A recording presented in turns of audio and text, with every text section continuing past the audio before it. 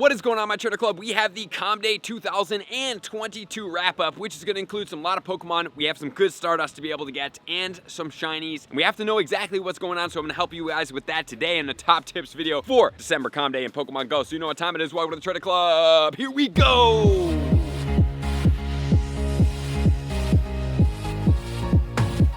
Welcome back, everybody. Let me know in the comments below. Are you guys excited about December Comm Day in Pokemon Go? Because we have a lot of things going on. I want to make sure you guys have all the tips, tricks, and resources to get you guys at the highest level to maximize if you have missed on anything throughout the year. So, number one thing we need to know is we can get all of 2021 and all of 2022 movesets when evolving Pokemon during this weekend. However, for 2021 Pokemon, they will be appearing in raid battles, and 2022 Pokemon will be appearing half of them on Saturday and half of them on Sunday. So we're gonna need to know exactly how to make sure this works best for us. So as far as the event details, the main portion of the event is gonna be going down from 2 until 5 p.m. on Saturday the 17th and Sunday the 18th. However, there are a couple bonuses that are gonna stay active from the trading portion that are gonna be able to get throughout the day. However, these bonuses that are going on for 3 hours are going to include 2 times XP for catching, 2 times Catch Stardust, and half incubator distance. There's gonna be 2 times Catch Candy. There's gonna be 2 times the likelihood of getting Exo Candy. There's going to be lore modules that will be active for a grand total of 3 hours regardless of the lore module, and the incense is going to be going for a grand total of 3 hours. So if you want to do 24, you can do that for 8. And then finally, you're going to get a 50% reduction on trade, and you're going to get 1 additional special trade per day for a grand total of 4 throughout the weekend. And those bonuses are going to go from 9 a.m. all the way until 9 p.m. for the trade and the additional bonus each day. So make sure to take full advantage of that. And also the featured attacks that will be available for evolution will also take place from 9 a.m. all the way until 9 p.m. on both of those days, so please make sure to be able to do it. And then also, here's going to be the breakdown of the days. On Saturday, we are going to have from 2 until 5 p.m. the 17th, Alolan Sandshrew. We will have the regular Sandshrew. We'll have the Alolan Geodude. We will have the Hoppip. We have the Spheal, and then we will finally have the Stufful. And those are going to be the Pokemon going on during that day. So honestly speaking, if we're looking at the days, for me, day number 2 does hit much harder with a little bit more rare Pokemon, even though Spheal being in day 1 and the Alolan Sandslash and other things, you know, semi-relevant to really relevant PvP Pokemon. But on day 2, which is going to be Sunday the 18th from 2 until 5 p.m., we're going to have Teddiursa, Galarian Zigzagoon, we're going to have Starly, Roggenrola, Litwick, and Deino. So for me personally, I really like that day, but at the same time, they both are good. They're both going to have bonuses, and the most important thing, guys, is trying to play as hard as possible. And then if you guys are lucky, there's going to be the Comm Day Classic Pokemon that you will be able to catch in the wild. So we're going to have Bulbasaur, we're going to have Dratini, and then we're going to have Mudkip. And then for more meta attackers, for the lucky Pokemon, we do have Dragonite. Dragonite is a very good dragon attacker. You do not even need the Comm Day move of Draco Meteor because that actually makes it worse. We do have the Swampert coming from the Mudkip that now has the Mega out that's going to be extremely effective. And then finally, one more Pokemon, which is going to be Bulbasaur. And although Sceptile is out and Mega Sceptile is stronger than Mega Venusaur, honestly, at the same time, guys, this Pokemon is definitely worth it in my opinion. So we do have a lot of meta attackers, and then Dragonite being one of the best ones, especially in the Shadow form. So getting a lot of Exo Candy for that Pokemon, and then hunting after whenever that shiny Shadow Dratini does come out, you will be able to hunt those in the leaders. And then it can also be available from the rocket stops. But when this one comes out, and if you do get a good IV one, that is a very, very positive one to power up because you don't even need Elite TM as you would do with the Mega Salamence. That is better, but not by a crazy amount. With that said, now let's start getting out of the way, but getting into my top tips, starting off with tip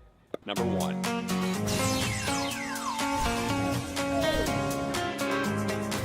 Tip number 1 is going to be all about the items that you do need for this event. Remember, we're playing for 3 hours. The goal is to play as hard as possible. Yes, as hard as possible to be able to go after that. So what are we going to do here for this day? Number 1 thing is stock up on as many Ultra Balls and Great Balls as possible. But just remember, we are playing for 2 days. And then if this was like last year and the year before that, even when the event is not going on, there are still going to be these Pokemon scatteredly spawning in the wild, not as high of shiny rates, but you will have the ability to be able to get it. So if you think about that, you're going to have to start pre-planning how many balls you are going to need. In my opinion, I would say if you can possibly do and squeeze this, a 1500 combination between Ultra and Great Balls would be your best set combination. The reason being is that's going to help you out the absolute most, right? So that is going to be the best way to be able to help you succeed for the ball count. Not only that, you are going to want to have berries. I'm going to say pineapple berries. I would say 300 to 500. For me speaking, I don't really throw the pineapple berries too often anymore because honestly, it slows me down when getting these bonuses as opposed to help helping me with candy and other thing like that. I would prefer to just get the bonuses and more of the bonuses in the XO candy than to get regular candy, but that's just my personal preference. You can do as you like. That's just what I've seen. I would also go in with about 50 golden raspberries to be able to help you catch the shinies without having to worry about it. And then finally, I would also suggest you guys have star pieces and lucky eggs, and obviously incubators, but the incubators are going to be something specific because I want you guys to come in with 12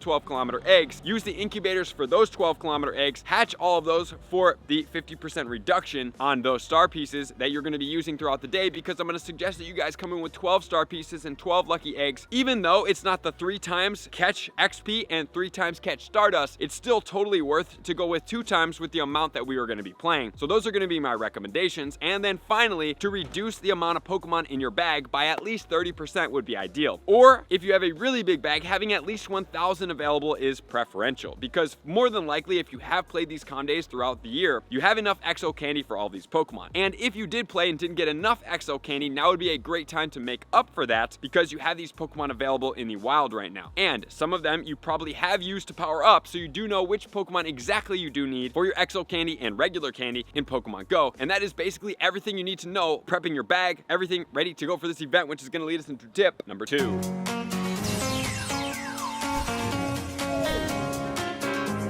Tip number 2 is going to be focusing around the IVs of all of this Pokemon. Honestly speaking, I would go through and give you guys all of the level 30 and 35 100% IVs, but I think that that's a little bit overkill right now, because you can easily go through your bag, and after you catch all your Pokemon, just search 4 with an asterisk after it, and you will be able to pop up and see all these Pokemon that you have caught. However, at the same time, guys, I want to make sure you do know the PvP Pokemon and what are some of the relevant meta attackers in Pokemon Go. So if we're looking at this entire list, there's nothing really insanely crazy right now, but the Deino with the Brutal Swing is extremely good in the dark category, and it's a budget counter. All these Pokemon out here are going to be budget counters, so I highly suggest that you guys go after that Deino for a budget counter meta attacker. And not only that, Chandelure is a great budget ghost counter as well. So those 2 Pokemon really good for that. But then besides that, we do have PvP that's going on that's going to be effective here. So in the Great League, we have Walrein, rank 40 Shadow, 58 in the non-Shadow, Powder Snow, Icicle Spear, and Earthquake, 100% IV, level 21, Great League 0, 12, 15. In the Ultra League, we have rank 23 and 34 with the exact same moveset there, and the Ultra League 100% IVs is going to be a 0, 15, 15 at level 39 and a half. And then in the Master League, 79 in the non-Shadow and 81 in the Shadow. Then next, we have Venusaur. In the Ultra League, it's going to be 69 for the Shadow and 71 for the non-Shadow best rank. Vine Whip, Frenzy Plant, which is the Comm Day move, and Sludge Bomb, 1, 15, 14 for that one. Then in the Great League, we have Jump Pluff, that's going to be ranked 82 with Fairy Wind, Acrobatics, which is the Comm Day move, and Energy Ball, 0, 14, 14 at level 43 for that one, so you do need some XO candy. In the Great League for the Sand Slash, 59 for the Shadow, 110 for the non-Shadow, Shadow Claw, which is the moveset to get for Comm Day, Ice Punch, and Bulldoze. And then in the Ultra League, it's going to be ranked 70 with Shadow Claw, Ice Punch, and Bulldoze as well. In the Ultra League, it's going to be actually level 49 at a 0, 14, 15, so that's pretty far up there. Then we have one of the Swiss Army Knife Pokemon, which is going to be Swampert, 4 in the Great League, and 6 in the Shadow form, Mudshot, Hydro Cannon, and Earthquake, 0, 14, 14. And then in the Ultra League, we also have it ranked 7 and 14 with the Shadow, 0, 14, 13. And then in the Master League, same exact thing, moveset wise, but it is ranked 30 and 49. Then in the Master League, the Beware is going to be ranked 100 at level 50 with Shadow Claw, Superpower, and Payback. And then onto the Hydreigon, which is best ranked at its meta attacker standpoint, in rank 38 in the Master League with Dragon Breath, Brutal Swing, and Flash Cannon. Then next we do have Obstagoon, that's ranked 47 in the Great League, Counter Night Slash, and Cross Chop, 0, 14, 15. In the Ultra League, ranked 15 at Counter Night Slash and Obstruct at a 0, 15, 13. And then moving on next, we do have Dragonite. That is ranked 35 with the Shadow and 53 with the non-Shadow in the Great League at a Dragon Breath, Dragon Claw, and Superpower moveset combination with a 3, 15, 14 in the Great League. In the Ultra League, it's going to be ranked 31 and 43, same moveset, a 0, 13, 15. And then in the Master League, it's going to be ranked 2 and 3, which is very impressive. And then we do have Ursaluna, that's ranked 33 in the Master League with Tackle, Thunder Punch, and High Horsepower. So that is a lot of information for you guys to remember. I will be putting out an infographic to be able to make sure you guys have all of those IVs, so do stay tuned to my social medias at the Training Club with 2 Bs. So with that said, we have all the IVs and the meta relevance in tip number 2, which is then going to lead us to tip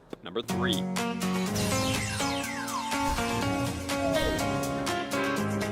Tip number 3 is going to be talking about the spawns from 2021 and what is going to be relevant to evolve if you have these saved up. The one thing about these Pokemon, they are only going to be coming through raid battles. So they are going to be featured in tier 1 raids and then also in 2-kilometer eggs. So while 2-kilometer eggs are very easy to hatch, especially on half incubator distance, I would suggest you guys make sure to go in with those 12-12s, hatch them after the day starts, and then get on with the 2-kilometer eggs if that's what you desire to do, or you can raid for these Pokemon as well. But as far as these movesets go, honestly speaking, I wouldn't really put too much weight in raiding for these for the best IVs, especially if you're looking for some of these Pokemon for PvP, because they are not optimal here. However, at the same time, I am going to go through and tell you guys, if you do have any of these Pokemon from IVs, from PvP and other things like that, you guys definitely should evolve these, and I will give you the most effective. All right, we do have the payback on the Machamp. It is effective. However, this is more of a PvP type moveset, not for a meta attacker. Then we do have the Roserade with the Bullet Seed and the Weather Ball.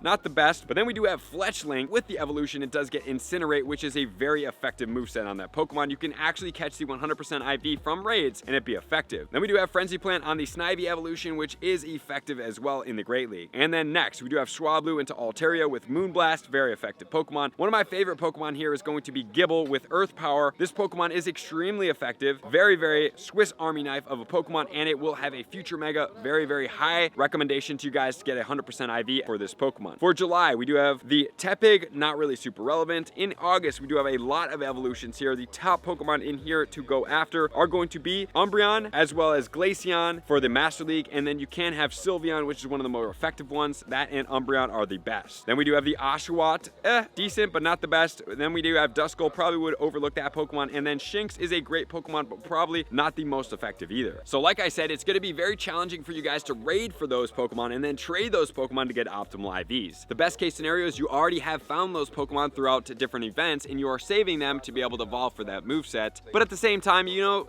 it's kind of challenging to put you guys there to make sure that you do know what the optimal moveset is. For the Machamp, the only recommended moveset for this Pokemon is going to be in the Ultra League as payback. In the Great League and the Master League, the best recommended moveset is actually going to be the Rock Slide. As far as Roserade, it doesn't go below 100. The Fletchling into Talonflame is going to be best ranked in the Ultra League at 100% IVs at level 50, and it does need Incinerate. Serperior is going to be best ranked in the Ultra League at a 10, 14, 15 at level 50, so you can catch that through a raid battle. Altaria is best ranked in the Great League at 11, and it does include Moonblast. And the Garchomp is most effective with its moveset that it does get for the evolution. However, beyond that, guys, obviously Umbreon is going to be best ranked in the Great League, but that's going to be with Last Resort, so not the recommended moveset here. And in the Ultra League, Snarl, Foul Play, and Last Resort is the best ranked here as well. However, the Sylveon with Psyshock is best ranked in the Master League at rank 77. So there is going to be everything for there, which again leads to tip number 4.